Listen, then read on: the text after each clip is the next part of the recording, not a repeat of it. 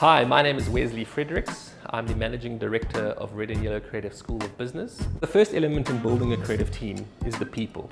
Teams are made up of people. It's important that you choose the right people to build a creative team.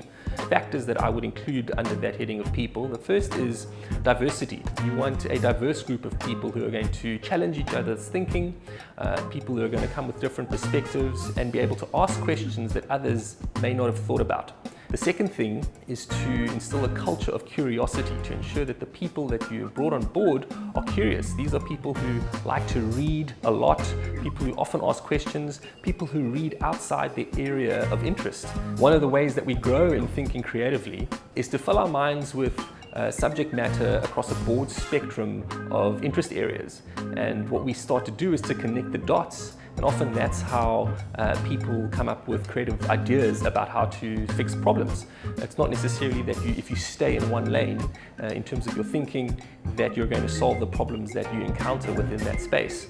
So having a hunger and an appetite to learn more, to put more knowledge into your head is absolutely important. And as a leader, somebody who's building a creative team, you need to ensure that you're bringing curious people onto your teams. So diversity and curiosity in terms of the people that you bring on board. Another element in growing creative teams is that of leadership. I alluded to this in the first point, but having a leader who's able to cast vision for where you want the team to go, what you want the team to do, is of utmost importance. If people don't know where they're going, they don't know how to get there. So casting a vision that is both inspiring and challenging is so important. Another element of leading creative teams is being able to communicate. Firstly, just having a policy where people are able to engage with the leader is so important. Oftentimes, if the leader is aloof, not accessible, not approachable, teams are left meandering and wondering what they need to do. So leadership is of utmost importance, both in being able to cast vision and being able to communicate that vision effectively. The next element in building a creative team is to set up an environment where people aren't afraid to fail. If we're going to be breaking new ground, if we're going to be doing things that have never been done before, people need to feel like it's okay for them to get it wrong the first time around, even the second or the third time around. We need to have environments where people don't feel like failure is a bad thing, but rather that failure is a means to learning. And so as a leader, it's important to ensure that your team is okay to try new things, that they feel comfortable in trying things that they haven't tried before. And you need to be okay with them not getting things right.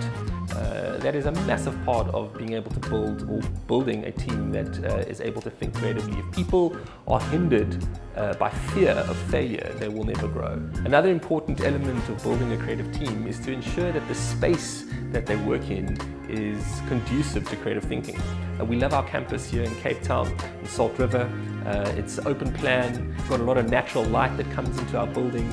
People, when they walk into our campus, often say, wow, this feels like such a creative space. And there are some physical things that you can do to ensure that the space is conducive for creative thinking. And also just the way that people set their desks up, being able to engage with each other across the table, having a space where they can go and have lunch together. Often creative thoughts are sparked over a meal. And so you might want to encourage your team to have meals together as well. But just having that space where people are able to bounce things off each other is so important. My final point on this would be to ensure that interpersonal issues are dealt with very quickly. If there's tension within a team, that can really hinder the creative thinking process. I would suggest that you keep a finger on the pulse of how everybody's doing in the team. At Red and Yellow, we do this by having one-on-one meetings between a line manager and their team members every week. If things do crop up, move towards those issues and deal with them and make sure that they get dealt with in an appropriate manner.